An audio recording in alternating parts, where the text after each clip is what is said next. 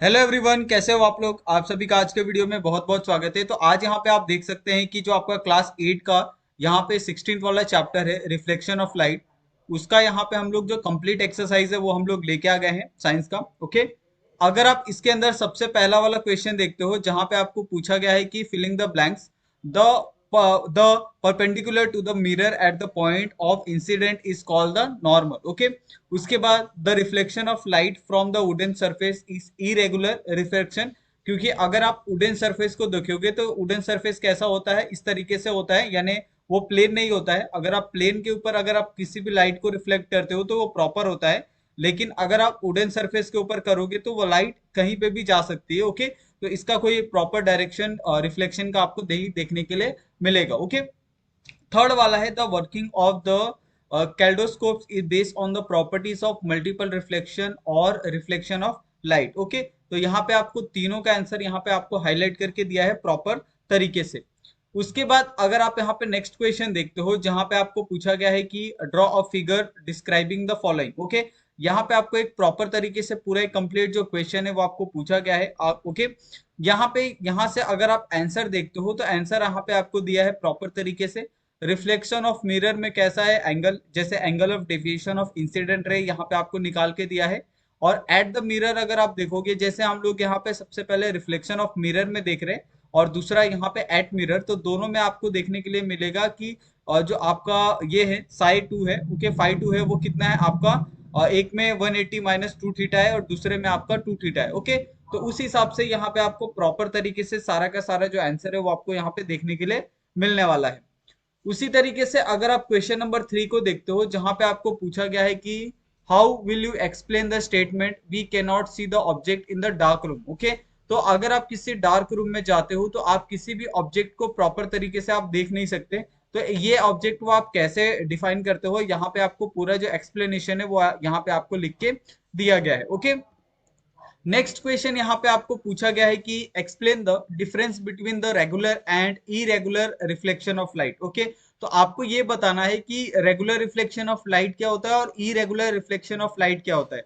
Okay, अगर हम regular reflection of light की बात करें तो रेगुलर रिफ्लेक्शन ऑफ लाइट कहाँ से होता है, वो प्लेन सरफेस से होता है। ओके, और इरेगुलर रिफ्लेक्शन ऑफ लाइट कहाँ से होता है, जो एक आपका एक इरेगुलर सरफेस होता है जहां पे आपको जैसे अगर वुडन ब्लॉक हो गया आपका, ये हो गया क्या बोलते हैं आपके रॉक्स हो गए या फिर आपके जो पत्थर हो गए, उसके ऊपर अगर आप किसी चीज का रिफ्लेक्शन करोगे तो वो आपको प्रॉपर तरीके से देखने के लिए नहीं मिलेगा। ओके, उसी तरीके से अगर आप प्लेन सरफेस के ऊपर कोई भी लाइट का रिफ्लेक्शन करते हो तो आपको वो प्रॉपर तरीके से रिफ्लेक्शन देखने के लिए मिलता है। ओके, तो यही बेसिक सा डिफरेंस लेके यहाँ पे आपको जो रेगुलर रिफ्लेक्शन है चाहे आपका इरेगुलर रिफ्लेक्शन है, दोनों को यहाँ पे डिफाइन किया गया है। ओके, नेक्स्ट यहाँ पे आपको पूछा गया है कि draw a figure showing the following, जैसे आपको एक ही फिगर में बताना है incident ray, normal, angle of incident, okay, angle of reflection, point of incidence और reflected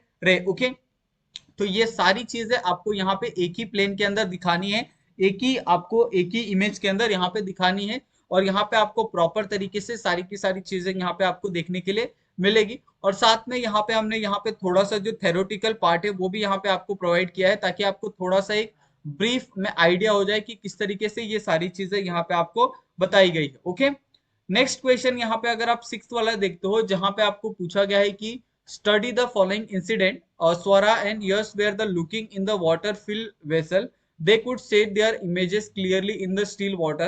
At that instant, Yash threw a stone in the water. Now their images were blurred. Swara could not understand the reason for the blurring of images. Explain the reason for blurring the images to the Swara by answering the following question. Okay, यहाँ पे simply क्या किया है, जैसे अगर एक शांत पानी है, ओके, ये शांत पानी में अगर आप ऊपर से देखते हो, ओके, तो आपको यहाँ पे प्रॉपर तरीके से आपकी जो इमेज है वो देखने के लिए मिलती है। जैसे ही आप पानी के अंदर क्या करते हो, एक छोटा सा जो स्टोन है अगर आप फेंक देते हो तो वैसे ही क्या होता है, पानी अपना जो एक शेप है वो उसका शेप क्या हो जाता है, इरेगुलर हो जाता है, जिसके कारण आपका जो एक रिफ्लेक्शन है पानी के अंदर बनने वाला वो भी क्या हो जाता है, यहाँ पे इरेगुलर हो जाता है। तो उसी चीज को यहाँ पे आपको एक एक्सपेरिमेंट के थ्रू यहाँ पे समझाने की कोशिश की है कि जिस तरीके से स्वरा और यश ने अपने आप को पहले और एक स्टिल पानी में यानी शांत पानी में अपने रिफ्लेक्शन को प्रॉपर तरीके से देखा, लेकिन जैसे ही उसके अंदर यश ने एक पत्थर फेंका, उसके बाद दोनों की जो इमेज है वो दोनों की इमेज क्या हो गई, ब्लर हो गई।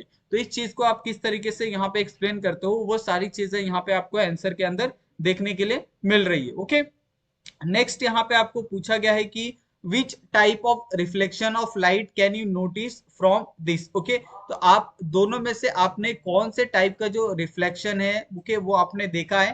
पहले इमेज में जैसे दोनों की इमेज बहुत प्रॉपर थी, दूसरे इमेज में दोनों की इमेज ब्लर होने लगी, तो दोनों को किस तरीके से आप डिफाइन करते हो और दोनों में क्या आपने नोटिस किया, वो सारी चीजों को यहाँ पे आपको लिखना है। ओके, नेक्स्ट यहाँ पे क्वेश्चन आपको पूछा गया है कि are law of reflection follow in this type of reflection. Okay, तो आपको बताना है कि क्या इसके अंदर लॉ ऑफ रिफ्लेक्शन जो है वो इसके अंदर फॉलो होती है या नहीं होती है। जो हमने यहाँ पे इमेज देखा है, पहले स्टिल वाटर में और दूसरा यहाँ पे इरेगुलर वाटर के अंदर, तो वो दोनों इमेज को यहाँ पे आपको बहुत प्रॉपर तरीके से डिफाइन करना है और यहाँ पे आप पूरा एक प्रॉपर जो आंसर है वो आप यहाँ पे देख सकते हैं। ओके, नेक्स्ट यहाँ पे क्वेश्चन आपको पूछा गया है कि solve the following example. If the angle between the plane mirror and the incident ray is 400, what is the angle of incident and reflection, answer is 500। Okay, लेकिन यहाँ पे अगर आपको एंगल पूछा है ओके, एंगल ऑफ इंसिडेंट, तो यहाँ पे आपको डिग्री के अंदर आएगा। आई डोंट नो कि कैसे यहाँ पे जो आंसर है इसका 500 दिया है, लेकिन फिर भी हमने इसका जो आंसर है वो प्रॉपर तरीके से आपको निकाल के दिया है कि इसका जो आंसर आएगा वो कितना आएगा, आपका 40 डिग्री आएगा। ओके, यहाँ पे आप प्रॉपर तरीके से इसका पूरा जो सॉल्यूशन है आप देख सकते हैं कि किस तरीके से यहाँ पे 40 डिग्री जो एंगल ऑफ इंसिडेंट है और एंगल ऑफ रिफ्लेक्शन है उसका यहाँ पे आपको आंसर देखने के लिए मिल रहा है। ओके, उसी तरीके से अगर आप यहाँ पे सेकंड वाला क्वेश्चन देखते हो, सेकंड वाले क्वेश्चन में भी इसी तरीके से आपको आंसर दिया है। If the angle between the mirror and reflected ray is 230, what is the angle of incident of the incident ray? Okay, तो यहाँ पे भी आपको एंगल पूछा है, तो एंगल ऑफ कोर्स डिग्री में होना चाहिए, लेकिन यहाँ पे अगर आप देखोगे तो यहाँ पे आपको जो आंसर है वो कितने में दिया है, यहाँ पे 670। ओके, तो इस चीज को मैं यहाँ पे समझ नहीं रहा हूँ, इसके लिए यहाँ पे हमने अपने तरीके से आपको यहाँ पे प्रॉपर जो आंसर है वो यहाँ पे आपको प्रोवाइड किया गया है। यहाँ पे आप प्रॉपर तरीके से सारा का सारा आंसर देख सकते हैं। यहाँ पे आपको आंसर भी लिख के दिया है 230 डिग्री। ओके, उसके बाद यहाँ पे आपको एक प्रोजेक्ट टॉपिक दिया है। प्रोजेक्ट टॉपिक करना क्यों इंपॉर्टेंट है, ताकि अगर आप नेक्स्ट क्लास में जाते हो या फिर हायर क्लास में जाते हो तो आपको बहुत सारे जो प्रोजेक्ट टॉपिक है वो आपको करने होते हैं। तो अभी से अगर आपके पास आइडिया होगा कि किस तरीके से प्रोजेक्ट टॉपिक लिखा जाता है, क्या क्या रिक्वायरमेंट होती है, तो आपके लिए ये बहुत ज्यादा बेनिफिट होगा। ओके, जैसे Apollo astronaut who step on the moon have the kept some large mirror there, collect the information about the how to distance to the moon is measure using this. Okay, अगर आप देखोगे कि जो पहला Apollo mission mission हुआ था उसके अंदर हमने जो मून है या फिर जो हमारा अर्थ है उसके बीच का जो डिस्टेंस है वो हमने मेजर किया था। तो किस तरीके से किया था, यहाँ पे आपको पूरा एक जो ब्रीफ डिस्क्रिप्शन है, ब्रीफ आंसर है वो आपको यहाँ पे दिया गया है। Okay, retroreflector on the moon, okay ये आपका पहला है। Laser arranging experiment, time of flight measurement, high precision and application, long term scientific value, तो ये सारी चीजें हैं जो आपको यहाँ पे दी गई है और आप इस तरीके से ये सारी चीजों को यहाँ पे आप कर सकते हो। ओके, तो इस तरीके से यहाँ पे ये जो पूरा एक आंसर है यहाँ पे खत्म होता है क्वेश्चन आंसर। अगर आपको फिर भी इसके अंदर कुछ भी डाउट होगा तो प्लीज आप लोग हमें कमेंट करके पूछ सकते हैं। आप चाहे तो हमें इंस्टाग्राम और टेलीग्राम पे भी आप हमें मैसेज कर सकते हैं। अगर आपको हमारी वीडियो पसंद आई तो प्लीज आप वीडियो को लाइक कर लीजिए। आप अपने दोस्तों के साथ भी वीडियो को आप शेयर कर सकते हैं और हमारे चैनल को सब्सक्राइब करना बिल्कुल मत भूलिएगा, ताकि आपको ऐसे ही बहुत सारे कमाल के वीडियो आपको मिलते रहें। तो थैंक यू सो मच आप सभी का। मिलते हैं हम लोग नेक्स्ट वीडियो में नए टॉपिक के साथ। Thank you so much.